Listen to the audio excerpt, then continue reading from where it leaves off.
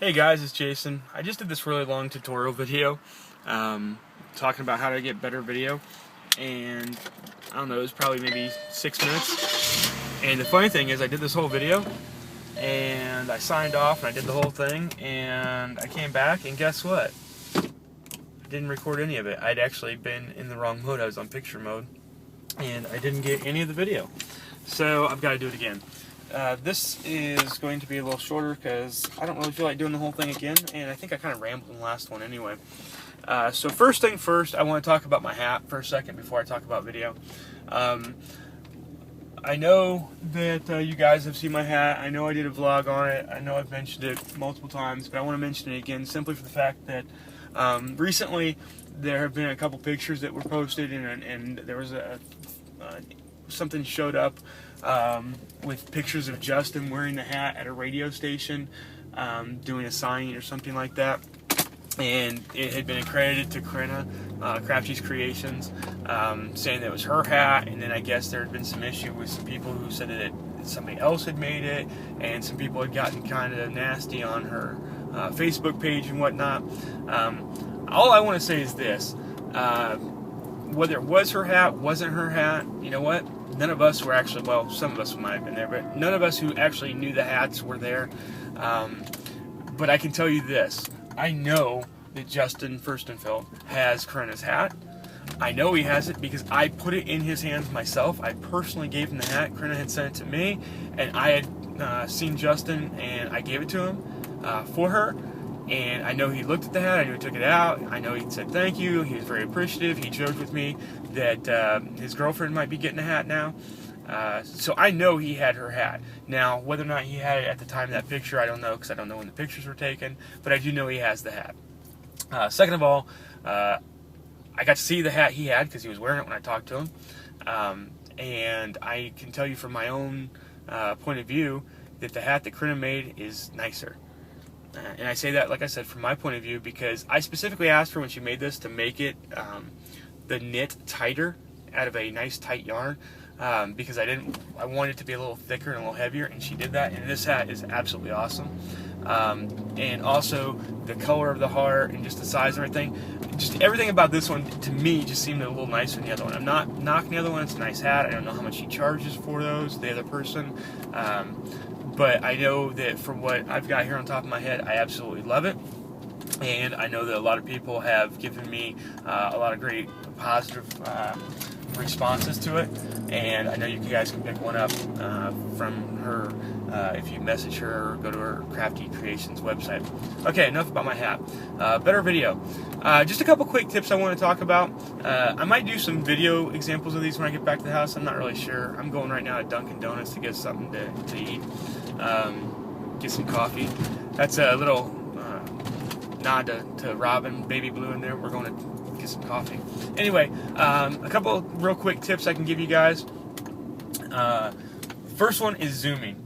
I hate seeing zooming during videos. It just totally ruins the effect of watching a concert. The reason I say that is because my eyes do not zoom in real life.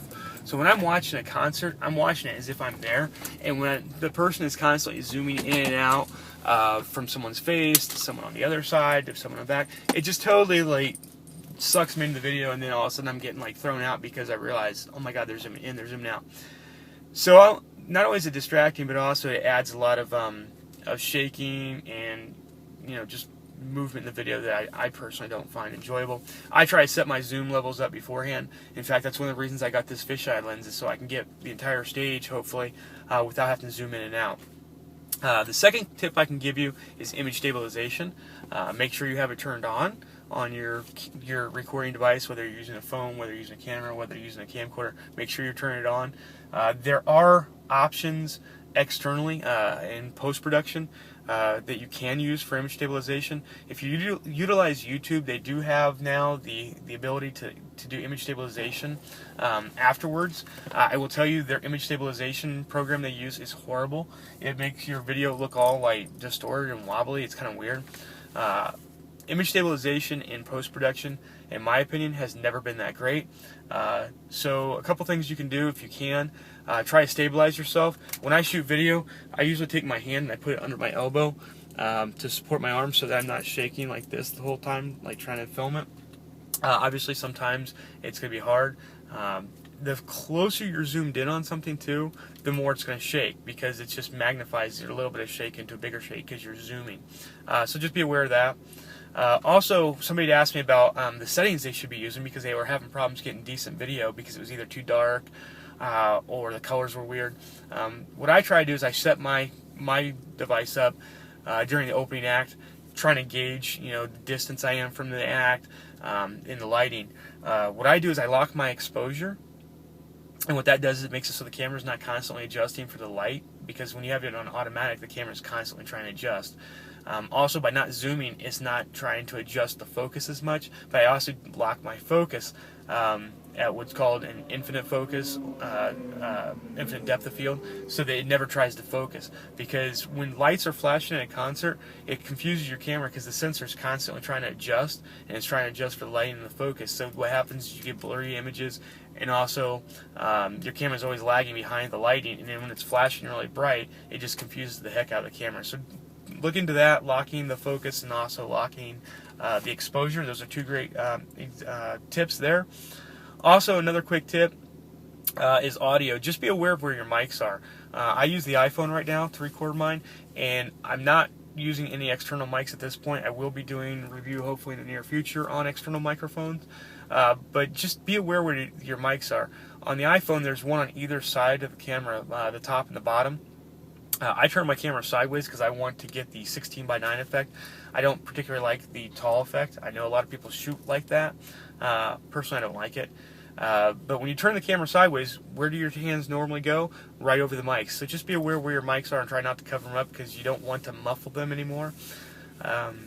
And that's about all the quick tips I can think of right now. I'll give you a couple more as we go. I mean, I've got a couple other ideas and things I've used in practice that I'll give you guys. But I think that's enough for today. So anyway, hope you guys like these tips and whatnot for better video. If you do like these, please give me a comment. Make sure you head over to my YouTube channel, because I've got plenty more videos over there. And let me know what you guys think. As always, I want to say, Regina, I love you. Samantha, we miss you. Everybody else out there, I hope you have a nice day. And I'll talk to you guys all real soon. Bye-bye.